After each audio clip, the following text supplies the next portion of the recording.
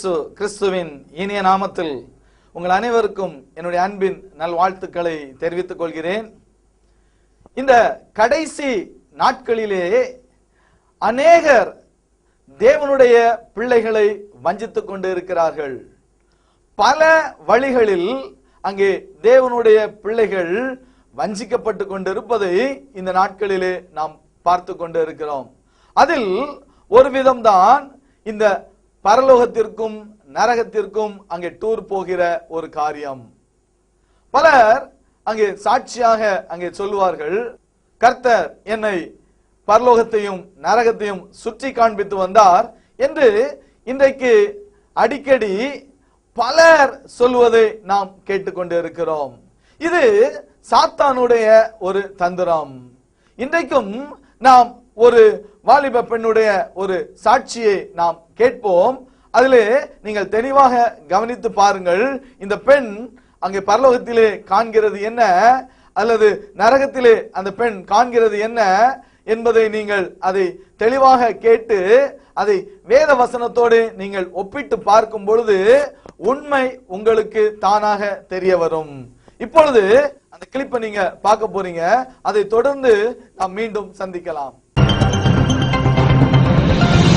காலையில் 10 மணி fasting prayer போட்டிருந்தாங்க. அப்போ ப்ரேயர் பண்ணி கொண்டு இருக்கும்போது 12:50 வந்து என் ஆத்துமா என்னை விட்டு அப்படியே போயிருக்கிறது, என் சரீரம் மட்டும் கீழே இருந்து. அப்போ நாங்கள் பரலோகத்தில் போய் பரலோக தரிசனத்தை கத்தரனை காண்பித்தார். அங்கே போய் ஏசப்பா தான் வந்து கூட்டிகிட்டு போகிறது எனக்கு நல்லாவே தெரியுது. ஏசப்பா என்னை அங்கே கொண்டு விட்டுட்டு ஃபஸ்ட் நாள் என்ன தூதர்கள்ட்ட தான் காமிச்சு தர சொல்கிறாரு. சொல்லும்போது ஃபஸ்ட்டில் எனக்கு 6 வாசஸ்தலங்களை காமிச்சு தந்தாங்க. காமிச்சு தந்துட்டு அதுக்கப்புறமா கத்தர் இருக்கிற சிங்காசனத்தை காமிச்சு கொடுத்தாங்க. எல்லாமே காட்டி மட்டும்தான் தந்தாங்க, எதுவும் சொல்ல எல்லாம் இல்லை, காட்டி தந்தாங்க. காட்டி தந்துட்டு பின்பு ஜீவநதி பாயிர அந்த கடலுக்கு கூட்டிகிட்டு வந்தாங்க. அதையும் பார்த்தேன். அப்போ அடுத்து பிள்ளைகள் விளையாடிட்டு இருக்கிற மைதானத்தை காமிச்சு தராங்க. எல்லாம் சின்ன பிள்ளைகளாக தான் இருக்காங்க. அதுக்கும் உள்ளே கூட்டிகிட்டு போக மாட்டேன், அந்த தொடக்கத்தை மட்டும் காட்டி தராங்க. காட்டி தந்துட்டு அடுத்தது அந்த தோட்டத்துக்கு கூட்டிகிட்டு போயேன். அங்கே தொடக்கத்தில் அப்படி போகிறேன், அதுக்கு உள்ளாடி ஒன்றும் கூட்டிகிட்டு போகல. அப்போ காமிச்சு சொல்லி தராங்க, இதெல்லாம் உனக்கு காமிச்சு தருவேன், ஆனால் இன்னைக்கு இதெல்லாம் காமிச்சு தர முடியாது, இதெல்லாம் சுற்றி வரணும்னா ரொம்ப நாள் ஆகும் அப்படின்னு சொல்லிட்டு சொல்கிறாங்க. அப்படி சொல்லிட்டு அதுக்கு தொடக்கத்தையும் காமிச்சு தந்துட்டு அப்படியே ஃபஸ்ட் நாள் என்ன கொண்டு வந்துட்டாங்க. அன்னை வந்து அவங்க சொல்கிறாங்க, வரும்போது ஏசப்பா தான் என்னை கொண்டு விடுறாங்க. நான் உன்னை இன்னைக்கு 20 நிமிஷம் 12:50 போயிட்டு 1:10 கரெக்டாக என்ன கொண்டு விட்டாங்க. 20 நிமிஷம் நான் உன்னை இன்னைக்கு 20 நிமிஷம் இதை காமிச்சு தந்துருக்கேன் அப்படின்னு சொல்லிட்டு இங்கே கொண்டு விட்டுருக்காங்க. அப்போ டக்குன்னு என் சரீரத்தில் என் ஆத்மா வந்துருக்கு. அப்போ நான் வந்து சத்தம் போட்டிருக்கிறேன், ஏசப்பா நீங்கள் நில்லுங்க, நான் மற்றவங்களுக்கு காமிச்சு கொடுக்குறேன் அப்படின்னு சொல்லிட்டு டக்குன்னு விட்டுட்டு போயிட்டாங்க. திருப்பி டக்குன்னு எனக்கு கான்சியஸ் வந்துச்சு. அன்னைக்கு நைட்டு வந்து சபையில் ஆராதனை நடந்துட்டு இருந்தேன். அன்னைக்கு நைட்டு ஆராதனை நடந்துட்டு இருக்கும்போது சபையில் ஆராதனை தொடங்கும் போதே என் கை காலெல்லாம் நடுங்க ஆரம்பிச்சிட்டு என் கையெல்லாம். அப்போ நான் பயந்துட்டு சரி என்ன நல்லா மரத்து போய் அப்படி இருந்தது. அப்போ வந்து நான் நல்லா சொன்னேன், எனக்கு தெரியுது நான் இப்போ பரலோக ராஜ்யத்துக்கு போயிடுவோம் போல அப்படின்னு சொல்லிட்டு. அப்போ எனக்கு இன்னைக்கு இந்த பரலோக அனுபவம் வேண்டான்னு சொல்லிட்டு ஜோம் பண்ணேன். ஆனால் திடீர்னு முட்டி போட்டு ஜோம் பண்ணணும்னு சொல்லிட்டு முட்டி போட்டது தான் தெரியும். அப்படியே என் கை காலெல்லாம் மரத்து அப்படியே இருந்துருக்கு. அப்போ நான் அப்படியே என் சரீரத்து ஆத்துமா போயிட்டு நான் பரலோக ராஜ்யத்துக்கு போகிறேன், என் சரீரம் அப்படியே இருந்துருக்கு. நான் அங்கே போனோன்னே அன்னையும் ஃபஸ்ட்டு வந்து தூதர்கள் தான் காமிச்சு தந்தாங்க. நான் போகிற உடனே ஒரு மாளிகைக்கு என்னை கூட்டிகிட்டு போகிறாங்க. அந்த மாளிகையில் கூட்டிகிட்டு போய் என்னை ட்ரெஸ்ஸை எல்லாம் சேஞ்ச் பண்ணுறாங்க. பழங்கள் நிறைந்த தோட்டத்துக்கு ஏசப்பா போகிறாங்க. போயிட்டு ஒரு பழத்தை பறிச்சுட்டு வராங்க. பறிச்சுட்டு வந்துட்டு என்னை அப்படியே அந்த கடற்கரையை கூட்டிகிட்டு வராங்க. கடற்கரையை கூட்டிகிட்டு வந்தோன்னே ஏசப்பா என்ன பேசிகிட்டே இருக்காரு.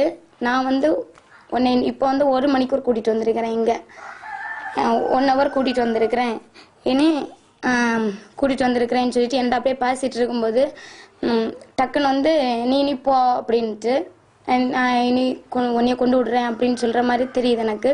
அப்போ டக்குன்னு வந்து என் சரீரத்தில் வந்துட்டேன் ஆவி. அண்ணா ஏசப்பா சர்ச்சில் வாரது எனக்கு நல்லாவே தெரியுது. அப்போ வந்துட்டு ஏசப்பா போகவே இல்லை, ஃபஸ்ட் சர்ச்சில் மெசேஜ் கொடுத்துட்டு நிற்கிறாரு. அப்போ வந்து பீடத்தைக்கிட்ட அங்கே வந்து உட்காந்துருக்காரு. இருக்கும்போது நான் வந்து இந்த அக்கா மாட்ட ஒரு பேப்பர் கேட்டு பெண்ணு தாங்க அப்படின்னு கேட்டிருக்கேன். அப்போ வந்து நான் அந்த பேப்பரில் எழுதியிருக்கிறேன், இதோ உங்கள் நடுவில் இருக்கிறது யார் என்று பாருங்கள், நீங்கள் ஏன் அஜாக்கிரதையாக இருக்கிறீர்கள்? என் கையிலே என் ஊழியக்காரனுக்கு அடுத்ததாக யார் இருக்கிறது, என் கையில் என்ன இருக்கிறது என்றும் பாருங்கள் அப்படின்னு சொல்லிட்டு எழுதி காமிச்சிருக்கேன். அப்போ வந்து ஏசப்பாவோட கையில வந்து நிறைய கிரீடங்கள் வந்து கீழே இருக்குது. அவரு கையில வந்து ஒரு புக் இருக்கிறது, புக்கு மாதிரி ஒன்று இருக்குது. சாதா ஒரு பெரிய புக்கு மாதிரி தான் தெரியுது. அது வந்து இப்படி திருப்பி திருப்பி ஒரு பேப்பரா அந்த காற்று அடிக்கிறப்ப இளவி போற மாதிரி போயிட்டே இருக்குது. அப்போ வந்து ஏசப்பா வந்து சர்ச்சில் தான் உட்காந்துட்டு இருக்கிற மாதிரி. அப்போ அதை நான் எழுதி இவங்கள்ட்ட கொடுத்துருக்கேன். டக்குன்னு கொஞ்ச நேரத்தில் எனக்கு கான்சியஸ் வந்துட்டு பாட்டு பாடிட்டு இருந்தேன். நான் நல்லா பாடிட்டு தான் இருந்தேன். பாடி அது முடியறதுக்கு முன்னாடியே அப்படி விழுந்துட்டேன். விழுந்த உடனே ஏசப்பா நான் டக்குன்னு போயிட்டேன் பரலோகத்துக்கு போனோன்னா ஏசப்பா கடற்கரையிலே நிற்கிறாரு. கடற்கரை அப்போ எனக்கு வாசல் எல்லாம் திறக்கிற மாதிரி தெரியல, ஒரு கடற்கரை. அந்த கடற்கரையில தான் அந்த போய் நிற்கிறேன். போனோன்னா ஏசப்பா வந்து ஒரு பழத்தை கொடுக்குறாரு கையில். பழத்தை கொடுத்தோன்னா அந்த பழத்தை வாங்குறேன். வாங்கி சாப்பிட்டே போகிறேன். அந்த தெரு வந்து தங்க தெருவா இருக்குது, அது வீதி. அதோடய அப்படியே போயிட்டு இருக்கும்போது திருப்பி அதே மாளிகையில் போய் அந்த வஸ்திரத்தை மாத்துறாங்க. தூதர்கள் நடுவில் தூதர்கிட்ட சொல்கிறாங்க, தூதர்கிட்ட என்னை விட்டுட்டு நான் ஆலயத்துக்கு போயிட்டு வரேன் அப்படின்ட்டு சொல்றது எனக்கு நல்லா தெரியுது, ஆலயத்துக்கு வரேன் அப்படின்னு சொல்லிட்டு. அப்போ வந்து ஏசப்பா வந்து நிலையங்கி தரித்தவராய் இந்த கச்சை கட்டி கொண்டு இந்த பாதம் எல்லாம் வெண்கல இதுல கன்னங்கள் எல்லாம் வச்சிரக்கல்லாம் ரத்தினக்கல்லாம் அந்த தோற்றத்துல வாயில வந்து பாலும் தேனும் வடிகிற அந்த தோற்றத்துல சர்ச்சை கடந்து வராங்க. வந்தப்ப நான் வந்து சத்தம் போட்டுருக்கேன் என் சரீரத்துல இருந்தேன். இப்படி நான் வந்து உங்கள் நடுவில் வந்திருக்கிறேனே, நீங்கள் ஏன் இன்னும் உணர்வு இல்லாமல் இருக்கிறீர்கள் அப்படின்னு சொல்லிட்டு நானே எழுந்தருளி இப்படி கிரியை நடப்பிக்கும் போது நீங்கள் இப்படி இருந்தால் அப்படின்னு சொல்லிட்டு நானே சத்தம் போட்டுருக்கேன். சத்தம் போட்டுட்டு பாக்குறேன் கோடி தூதர்கள் அங்க மேல இருந்துட்டு இங்க பாக்குறப்ப எனக்கு தெரியுது கோடி தூதர்கள் நிக்கிறாங்க. சர்ச்சை அப்படியே ரவுண்ட் பண்ணிருக்காங்க. ஏசப்பா வந்து அந்த தெருக்கள்ல என்ன கூட்டிகிட்டே போறாரு. அந்த வீதியிலோடி கூட்டிகிட்டே போகும்போது இப்படி ஒரு பாதை இருக்குது, இந்த பக்கம் ஒரு புலவு மாதிரி இருக்கு, இந்த பக்கம் ஒரு பாதை மாதிரி இருக்கு. அப்ப நான் இந்த பாதையில இப்படியே போயிட்டு இருக்கேன். அந்த அதுல போர்டு வச்சிருக்காங்க. அந்த போர்டுல நிறைய பாட்டு எல்லாம் எழுதி வச்சிருக்காங்க. நம்ம அந்த இடத்துல போகும்போது அந்த பாட்டை பார்த்து பாடலாம். அப்ப போகும்போது நான் இப்படி போயிட்டே இருக்கேன். இந்த அக்கா வந்து இந்த பக்கத்துமா வந்துட்டு இருக்காங்க. அப்ப இந்த அக்காட்ட நான் சத்தம் போட்டு சொல்றேன், அக்கா இந்த பாட்டை பாடுங்கன்னு. ஆனா அந்த அக்காவுக்கு கேட்கல. அந்த அக்கா என்ன கூப்பிட்டு இந்த பாட்டை பாடுனா எனக்கு கேட்கல. டக்குன்னு நான் இப்படி போவோம், இந்த அக்கா இப்படி சுத்தி வரும்போது வந்து ஏசப்பா இல்ல இப்ப கீதா நின்னா இல்ல, கீதா எங்கேன்னு கேட்டா என்னைய காணாது. டக்குன்னு அடுத்து நான் போய் டாடாக்கா இப்ப இதுல வந்தாங்க இல்ல, டாடாக்கா எங்கன்னு கேட்டா டக்குன்னு காணாது. அப்படி இருந்தது. அடுத்து அப்படியே அந்த வீதியோடய நடந்து வந்துட்டே இருக்கும்போது இந்த பிள்ளைங்க சர்ச்சில் இருந்து 2-3 பிள்ளைங்க எல்லாம் வராங்க. அங்க நடந்துட்டே இருக்கும்போது டக்குன்னு ஒரு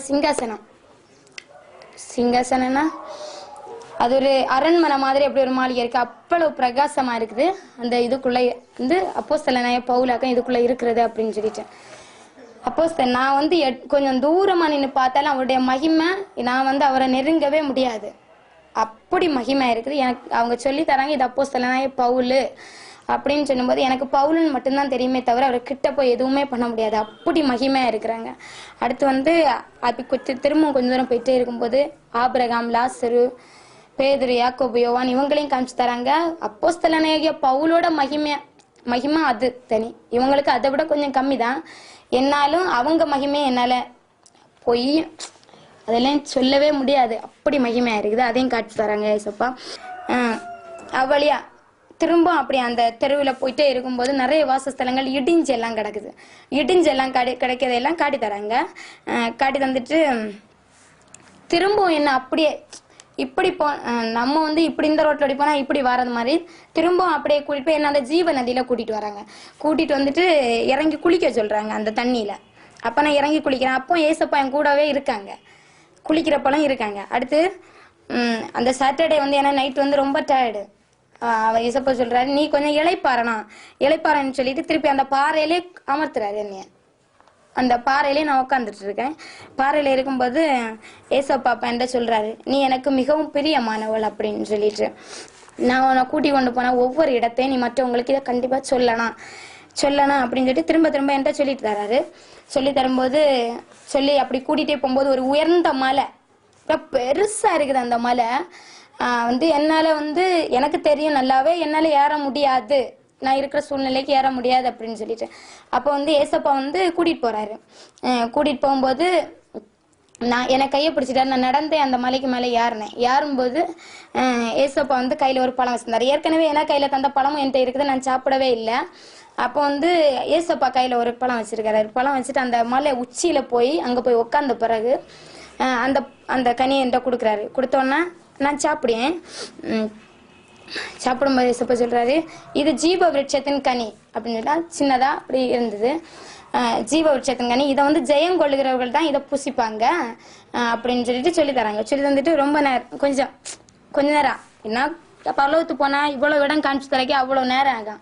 கொஞ்ச நேரம் அப்படி இருந்துட்டு இனி போகலாம் அப்படின்னு சொல்லிட்டு. அப்ப எனக்கு நல்லாவே தெரியும் என்னால இந்த பாறையை விட்டு இறங்க முடியாது அப்படின்னு சொல்லிட்டு அப்படின்னு நினைச்சுட்டு இருக்கும்போதே ஏசப்பா வந்து என்ன அந்த நேரம் தூக்கி கொண்டு விடுறாங்க. அப்போ எப்பவும் வந்து இங்க போறத வந்து என்கிட்ட சொல்லுவாங்க, உன்னைய கொண்டு விட போறேன் அப்படின்ட்டு. அப்ப நான் சத்தம் போடுவேன், என் சரீரத்துல சத்தம் போடுவேன், வேண்டாம் ஏசப்பா நான் போகல அப்படின்னு சத்தம் போடுவேன். அப்ப வந்து அன்னைக்கு அந்த பாறையில இருந்து அந்த மலையில இருந்து என்னை தூக்குனதோட சரி அப்படியே கொண்டு சரீரத்துல விட்டுட்டாங்க. அன்னைக்கு நைட்டு அப்படியே நான் 7:15 போயிட்டு 9:30 என்ன அப்படியே சரீரத்துல வந்தேன் அன்னைக்கு நைட்டு. அடுத்து வந்து சண்டே காலையில வந்து ஆராதனை வர்ஷிப் சண்டே ஆராதனை நடந்துட்டு இருக்கும்போது காலையில 10:20 என்ன திரும்ப ஏசப்பா கூட்டிட்டு போயிட்டு அந்த கடற்கரையில போய் சேர்ந்த உடனே டக்கு நான் போறேன். அந்த கடற்கரையில போனோன்னா ஒரு பழம் சின்னதா ஒரு பழத்தை கொடுக்குறாங்க. கொடுத்தோன்னா அதை இதுல சாப்பிடுன்னு சொல்லிட்டு அந்த இதுல உட்கார வைக்கிறாங்க. அந்த இதுல உட்காந்து சாப்பிட்டுட்டு வா இனி சர்ச்சுக்கு போயிட்டு வருவோம் அப்படின்னு சொல்றாங்க. சொன்னோன்னா டக்குன்னு இப்படி சால்வம் மூடிடுவோம். இந்த என்ன சால்வேன்னு தெரியுதா அப்படின்னு நான் சொன்னேன் தெரியலையே அப்படின்னு. இதுதான் வைராக்கியத்தின் சால்வை அப்படின்னு சொல்றாரு. சொல்லிட்டு அந்த வைராக்கியத்தின் சால்வை இப்போ எடுத்துட்டு தான் இங்க வாராரு சர்ச்சு வாராரு. அப்ப வந்து எனக்கு டக்குனு என்னைய கூட்டிட்டு வரேன்னு சொன்னோடனே கான்சியஸ் வந்துச்சு கொஞ்ச நேரத்துல, எனக்கு 20 நிமிஷத்துல. அப்ப வந்து இங்க வந்தோடனே அங்க தீர்க்க தரிசனம் சர்ச்சில் உண்டாயிடுச்சு. நீங்க ஏன் உணர்வு இல்லாம இருக்கிறீங்க அப்படின்னு சொல்லிட்டு சபையில பிள்ளைங்க தீர்க்க தரிசனம் சொல்லிருக்காங்க. அப்ப ஏசப்ப வந்து சர்ச்சில் வந்து வைராக்கியத்தின் சால்வை தான் என்னை போர்த்திட்டு வந்தாரு. வந்து ஜனங்கள் வந்து ஆராதிக்கிறது வந்து சரியில்லை அப்படின்னு சொல்லிட்டு எச்சரித்துட்டு திரும்பவும் கூட்டிட்டு போயிட்டு ஏசப்பா நாங்க கூட்டிட்டு போயிட்டு அன்னைக்கு புதிய பூமியை பாக்குறேன். அப்ப புதிய எருசலேம் வழியா கூட்டிட்டு போறாங்க. அதுக்குள்ள வழி கிடக்குது, அந்த புதிய எருசலேம் எழுதியிருக்கு, அதுக்குள்ள வழி கிடக்குது. அப்ப அந்த அது வந்து தங்கமா தான் இருக்குது. அதுக்குள்ளோட அப்படியே கூட்டிட்டு போறாங்க. ஒரு வீட்டுல வந்து கொஞ்சம் ஜனங்கள் இருக்காங்க. அவங்க வந்து அங்க பரலோக ராஜ்யத்துல போன வந்து ஆராதனையும் பாடலும் துதி இல்லை எப்பவுமே. அப்போ அங்க போன அந்த ஜனங்கள் வந்து ஆராதிக்கவும் இல்லை, ஒண்ணுமே பண்ணல, அப்படி இருந்துட்டே இருக்காங்க. அப்போ நான் கேக்குறேன் இந்த ஜனங்கள் இப்படி இருக்காங்க ஏசப்பா அப்படின்னு சொல்லிட்டு. அப்பா ஏசப்பா சொல்றாரு, இந்த ஜனங்கள் எல்லாம் இன்னும் நியாயம் தீர்க்கப்படாதவங்க அப்படின்னு சொல்றாங்க. அப்படி அந்த பாதை வழியா கூட்டிட்டு போகும்போது நான் வந்து எங்க ஊழியக்காரனோட வீடை பார்க்கணும்னு வாஞ்சித்தேன். அப்ப வந்து ஏசப்பாட சொன்னேன் அப்ப வந்து சொல்றாரு ஏசப்பா வந்து என் ஊழியக்காரனோட மகிமையை நான் வந்து யாருக்கும் கொடுக்க மாட்டேன், என்னோட ஊழியக்காரனோட மகிமையை யாருக்கு நான் கொடுக்க மாட்டேன்னு சொல்லிட்டு காட்டியே தரல வீட. இப்ப அந்த பாதை வழியா அப்படியே நடந்துட்டே போகும்போது 12 கற்களால ஒரு வீடு இருக்கு. அந்த வீடை பார்த்த உடனே அப்படி நான் வந்து எனக்கு ஒரு அதிர்ச்சி மாதிரி வந்தோடனே ஏசப்பா இது யாரோட வீடு இப்படி இருக்குது அப்படின்னு சொல்லிட்டு கேட்டோன்னே இது சொல்லவே இல்லை. ரொம்ப வாஞ்சிக்கிறேன், சொல்லவே இல்லை, என்னால அழுறேன் கேட்டு.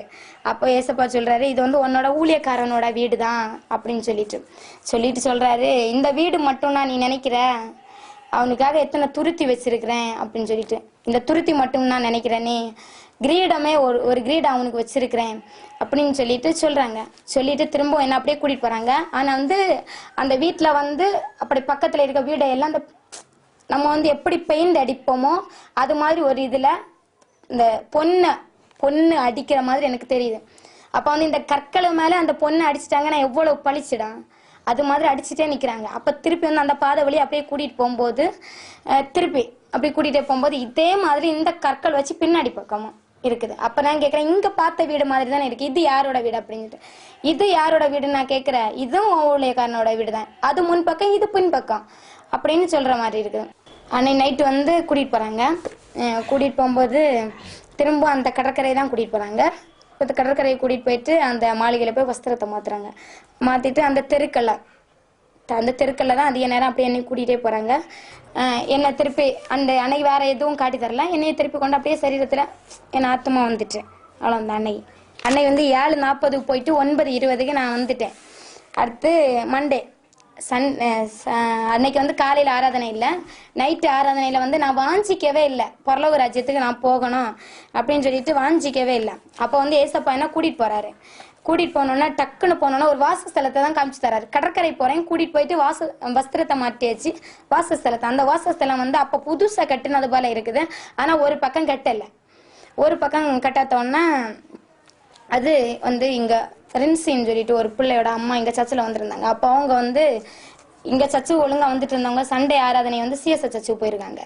அப்போ வந்து சமீபத்தில் இருந்த அன்பு கூட இவ என் மேலே வச்சிருக்கல, இதனால தான் இது இப்படி இருக்குன்னு சொல்லிட்டு அவள்கிட்ட போய் சொல்லு அப்படின்னு சொல்லிட்டு என்ன அனுப்புறாங்க. அப்போ வந்து என்னோட ஆத்மா என்னை விட்டு போயாச்சுன்னா என் சரீரம் செத்த மாதிரி ஆயிரும். எனக்கு டக்குன்னு எழும்பி அவங்கள்ட்ட போய் சொல்ல முடியாது. அப்போ எனக்கு கொஞ்ச நேரத்தில் கான்சியஸ் வந்துச்சு. அப்போ வந்து நான் எழும்பி இருந்தபோது தீர்க்க தரிசன வார்த்தை வந்துச்சு. அப்போ நான் அவங்களுக்கு வார்த்தையை சொன்னேன். வார்த்தையை சொல்லிட்டு கொஞ்ச நேரத்தில் திருப்பி அப்படியே எனக்கு இதாயிட்டு நான் திரும்பவும் போகிறேன். என்னை ஏசப்பா கூட்டிகிட்டு போகிறாரு. கூட்டிகிட்டு போகும்போது அந்த ஜீவ நதி ஓரமாக என்னை நடத்துகிறப்ப அந்த சைடில் ஒரு மரம் இருக்குது. அந்த மரத்தை காமிச்சு தராரு.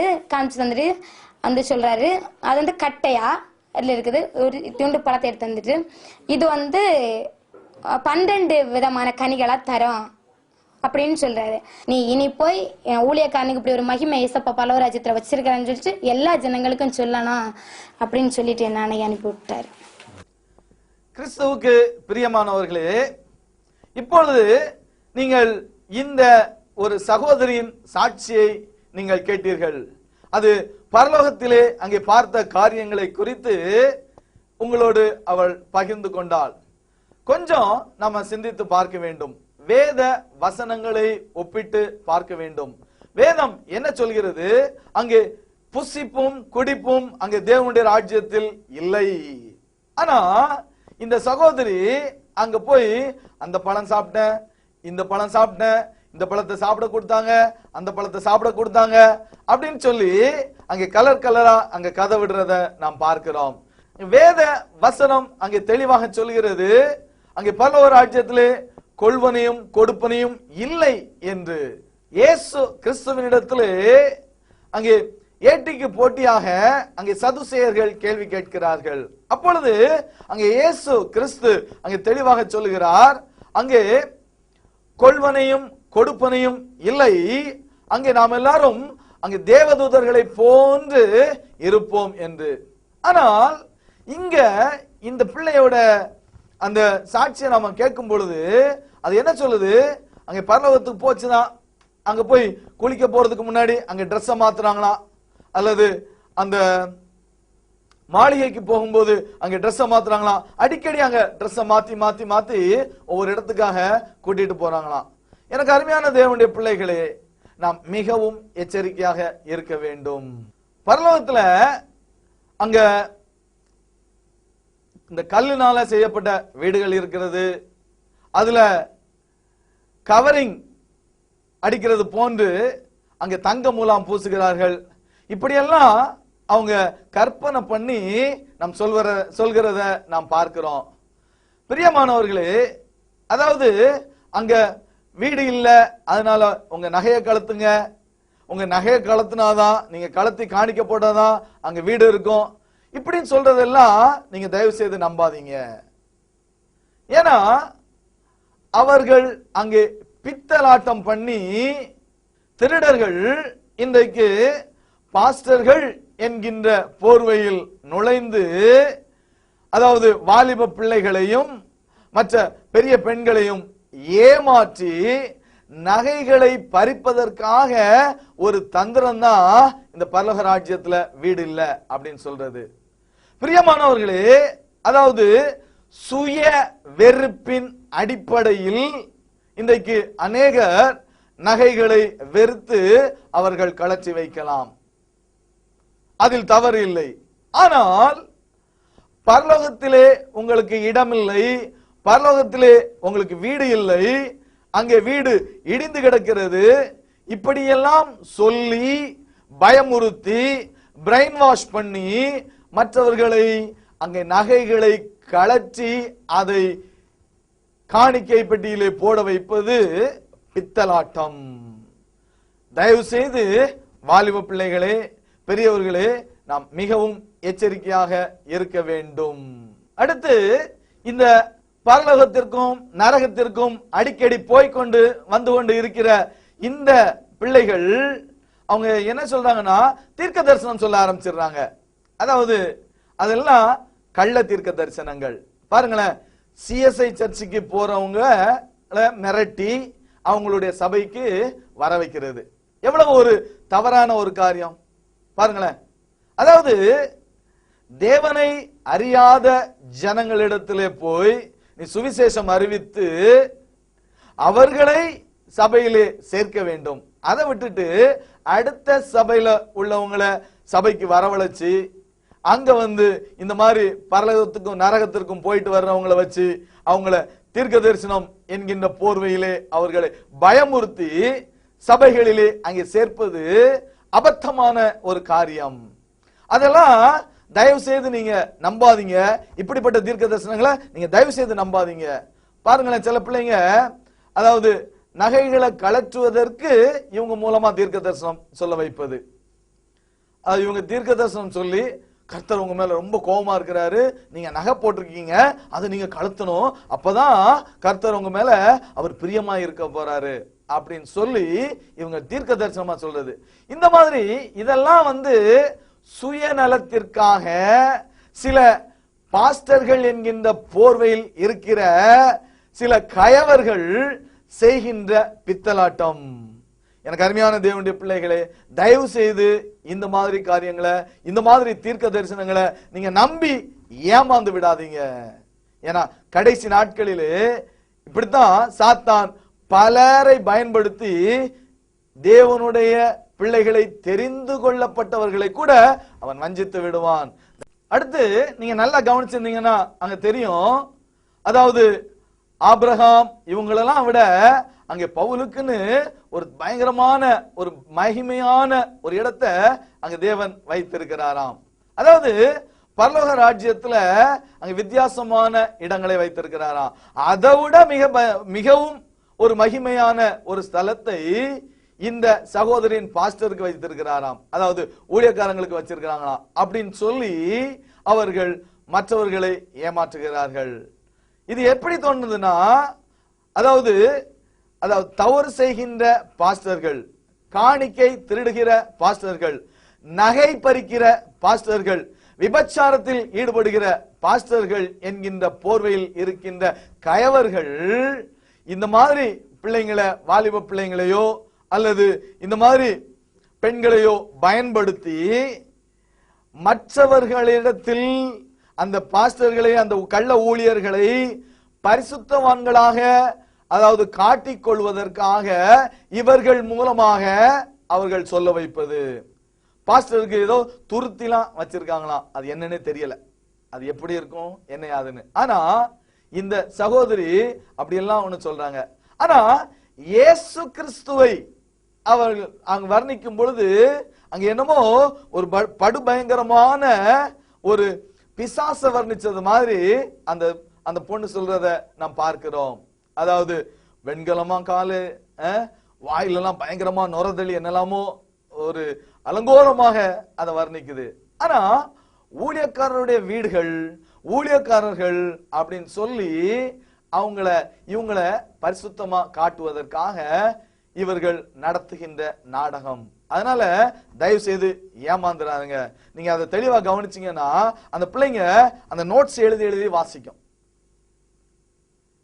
அதாவது இந்த பிள்ளைங்க பரலோகத்துக்கு போகும்பொழுது அந்த நோட்டும் பெண்ணும் கொண்டு போயிருப்பாங்கன்னு நினைக்கிறீங்களா? நிச்சயமா இல்ல. அதாவது இந்த பிள்ளைகளை வைத்து யாரோ அவர்கள் மூலமாக ஆதாயம் பெறுகிறார்கள் என்றுதானே அர்த்தம். கிறிஸ்துவுக்கு பிரியமான பெற்றோர்களே, உங்கள் பிள்ளைகளை அதாவது பகடை காய்களாக பயன்படுத்தி ஆதாயம் பெற துடிக்கின்ற அநேக கள்ள ஊழியர்கள் இன்றைக்கு தெரிந்து கொண்டு இருக்கிறார்கள். ஜாக்கிரதை. அதாவது பரலோகத்துக்கு கூட்டு போறேன், நரகத்துக்கு கூட்டு போறேன், ஆனா இந்த பிள்ளைகளுடைய வெளிப்பாடு சொல்லும் பொழுது பாறை இருக்குது, மலை இருக்குது, அதாவது மலையாளி வீடுகள் போன்று இருக்கிறது. நல்ல கொஞ்சம் கவனிச்சு பார்த்தோம்னா இந்த பிள்ளைகளை மெஸ்மரிசம் பண்ணியோ அல்லது ஹிப்னாட்டிசம் பண்ணியோ அல்லது போதை பொருட்களை கொடுத்தோ இந்த பிள்ளைகளுக்கு அன்கான்சியஸ் ஸ்டேட்டுக்கு அனுப்பி இந்த பிள்ளைகளை, இந்த வாலிப பிள்ளைகளை அழைத்து கொண்டு அந்த மார்த்தாண்டம், திருவனந்தபுரம் பகுதிகளிலே மற்றும் அந்த கடல் பகுதிகளிலே சுற்றி காண்பித்து விட்டு அபிஷேகம் கொடுத்து விட்டேன் என்று மக்களை நம்ப வைக்கிறார்கள். எனக்கு அருமையான தேவனுடைய பிள்ளைகளே, அதாவது சொல்லுவதற்கு வேதனையாக இருக்கிறது, ஆனால் என்னால் சொல்லாமல் இருக்க முடியவில்லை. இந்த மாதிரி வாலிப பிள்ளைகளை அதை கொண்டு போய் அவர்களுடைய வாழ்க்கையை சீரழித்து விட்டு இந்த பிள்ளைகளை கர்ப்பமாக்கி விட்டு கடைசியில் அங்கே பரலோகத்துல தேவதூதர்கள் செய்தது என்று அவர்கள் தலையில் இவர்கள் பழியை போட்டாலும் ஆச்சரியப்படுவதற்கு அல்ல. தேவ ஜனமே, எனக்கு அருமையான தேவனுடைய பிள்ளைகளே, வேத வசனத்தை எழுதி தெளிவாக கொடுத்திருக்கிறார். அந்த வேத வசனத்தை நம்பாமல் இந்த மாதிரி கண்ட சாட்சிகளை நம்புவதினால் சாத்தான் உங்களை வஞ்சிக்கிறவனாக காணப்படுகிறான். பல வழிகளிலே உங்களை வஞ்சிப்பான். அதனால் எனக்கு அருமையான தேவனுடைய ஜனமே, நீ ஜாக்கிரதையாயிரு, எச்சரிக்கையாயிரு. எனக்கு அருமையான வாலிப சகோதரிகளே, உங்களை பயன்படுத்துவதற்காக, தவறான வழியில் அழைத்து செல்வதற்காக இன்றைக்கு கயவர்கள் பலர் பாஸ்டர்கள் என்கின்ற போர்வையில் சுற்றி திரிந்து கொண்டு இருக்கிறார்கள். அந்த மாதிரி கயவர்களுக்கு நீ மிகவும் எச்சரிக்கையாக இருக்க வேண்டும். அப்படி இல்லை என்றால் உன்னுடைய வாழ்க்கை நாசமாகி போய்விடும். ஜாக்கிரதை. தேவன் வேத வசனங்களை எழுதி தெளிவாக உன்னுடைய கரங்களிலே கொடுத்திருக்கிறார். அதை கற்று அறிந்து கொள்வதற்கு உனக்கு அறிவை கொடுத்திருக்கிறார். நீ பேசுகின்ற உன்னுடைய சொந்த பாஷையில் அவர் எழுதி கொடுத்திருக்கிறார். ஆனால் இந்த கண்ட பாஸ்டர்களுடைய போதனைகளை, கண்ட போதனைகளை கேட்டுக்கொண்டு வித்தியாசமாக எதையோ நீ கற்பனை பண்ணிக்கொண்டு அதுதான் பரலோக ராஜ்யம், அதுதான் அப்போஸ்தலனாகிய பவுல், அதுதான் பாஸ்டருடைய வீடுகள், அதாவது பாஸ்டர் மனைவியினுடைய வீடுகள் என்று நீ கற்பனை கட்டி கொண்டு இருப்பாயானால் நீதான் வஞ்சிக்கப்பட்டு போவாய். எனக்கு அருமையான வாலிப சகோதரிகளே, எப்படி ஏவாளை சாத்தான் எளிதாக அன்றைக்கு வஞ்சித்தானோ அதே போன்று உங்களையும் வஞ்சிக்க வகை தேடிக்கொண்டிருக்கிறான். ஆனால் நீயோ வேத வசனத்தை அறிந்து கொள்ளாவிட்டால் அல்லது எப்பொழுது கற்றாலும் அங்கே தேவனை பற்றி அறிகிற அறிவிலே நீ அங்கே வளரவில்லை என்றால் இப்படிப்பட்ட நயவஞ்சகர்களிடம் நீ சிக்கி தவித்தே ஆக வேண்டும். உன்னுடைய வாழ்க்கை சீரழிந்து போகும். ஜாக்கிரதை வாலிப சகோதரியே. எனக்கு அருமையான பெற்றோர்களே, உங்கள் பிள்ளைகளை நீங்கள் தெளிவான சத்தியத்திற்குள் நீங்கள் நடத்தி சரியான சபைகளுக்கு அழைத்து செல்லுங்கள். இன்றைக்கு வஞ்சிப்பதற்காக அநேக கள்ள ஊழியர்கள் அப்படியே பாம்பை போன்று அங்கே திரிந்து கொண்டு இருக்கிறார்கள். எப்படி நம்ம பாம்புக்கு வீட்டுல இடம் கொடுக்க மாட்டோமோ அதே போன்று இந்த மாதிரி கள்ள ஊழியர்களுக்கு தயவு செய்து இடம் கொடுத்து விடாதீங்க. ஏன்னா பாம்பு விஷம், அது அப்படியே அது உங்களை கடிச்சது அப்படின்னாச்சுன்னா நாம் அப்படி மறித்துதான் ஆக வேண்டும். அதே போன்று அந்த மாதிரி கள்ள ஊழியர்களை உங்களுடைய வீடுகளில் நீங்க விட்டுட்டீங்க அப்படின்னாச்சுன்னா வஞ்சிக்கப்பட்டு அந்த பரலோக ராஜ்யத்தை இழந்து போய் விடுவீர்கள். எப்போதும் அங்கே அக்கினியும் கந்தகமும் எரிந்து கொண்டிருக்கின்ற எரி நரகத்தில் அல்லவா நீங்கள் தள்ளப்பட்டு போவீர்கள். வேதத்தில் அங்கே தேவன் நமக்கு சொல்லி இருக்கிற அந்த ஒரு பரலோக ராஜ்யத்தை நாம் இழந்து போவோமானால் நாம் தான் அங்கே பரிதபிக்கப்படத்தக்கவர்கள். வீட்டுல தலைவராயிருக்கிற தகப்பன்மார்களே, உங்களுடைய மனைவி பிள்ளைகளை அழைத்து கொண்டு நல்ல சபைகளுக்கு நீங்க போங்க, உங்க குடும்பத்தோட போங்க. அங்க நீங்க தேவனை ஆராதிங்க. கர்த்தருடைய கரம் உங்களோடு இருக்கட்டும். வேத வசனத்தை தெளிவாக கற்று அறிந்து அந்த வேத வசனங்களை நீங்கள் அதை தெளிவாக பின்பற்றி அந்த தேவனுடைய வார்த்தைகளுக்கு கீழ்ப்படிந்து நீங்கள் வாழ்வீர்களானால் தேவனுடைய ஆசீர்வாதம் இம்மையில் நிச்சயமாக உங்களுக்கு உண்டு. அதே நேரத்தில் அந்த இயேசு கிறிஸ்துவினுடைய வருகையிலே நிச்சயமாக நாம் பரலோக ராஜ்யத்தை சுதந்தரிப்போம். ஏனென்றால் நமக்காக நம்ம எல்லாரும் பாவிகள், நம்ம எல்லாரும் பாவிகள், இந்த உலகத்துல பிறந்த எல்லாரும் பாவிகள். நம்முடைய பாவங்களுக்காக, நம்முடைய அக்கிரமங்களுக்காக கல்வாரி சிலுவையிலே அங்கே ரத்தம் சிந்தி தன்னுடைய ஜீவனை கொடுப்பதற்காக அவர் தியாக பலியாக தன்னையே செலுத்துவதற்காக பரத்திலிருந்து இறங்கி வந்தாரே. அந்த தேவனுடைய அன்பை கொஞ்சம் சிந்தித்து பார்த்து அந்த இயேசு கிறிஸ்துவை நம்முடைய உண்மையான இரட்சகராக ஏற்றுக்கொண்டு நம்முடைய உள்ளத்தை அந்த இயேசு கிறிஸ்துவுக்கு மட்டுமே கொடுத்து அவரை வா என்று நாம் அழைக்கும் பொழுது நிச்சயமாக அவருடைய நம்ம உள்ளத்துல வந்து அவர் தங்குவார். பரிசுத்த ஆவியானவர் அவருடைய வேத வசனங்கள் மூலம் நம்மை ஒவ்வொரு நாளும் அவர் நம்மை நடத்துவார். அவருடைய வருகையிலே அவரோடு கூட நாம் பரலோக ராஜ்யத்திலே பிரவேசிப்போம். அந்த பரலோக ராஜ்யத்திற்கும் இந்த பிள்ளைங்கெல்லாம் சொல்றாங்களே இந்த பரலோக ராஜ்யத்திற்கும் நிச்சயமாக சம்பந்தமே இருக்காது. ஏனென்றால் அதனுடைய மகிமையே தனி.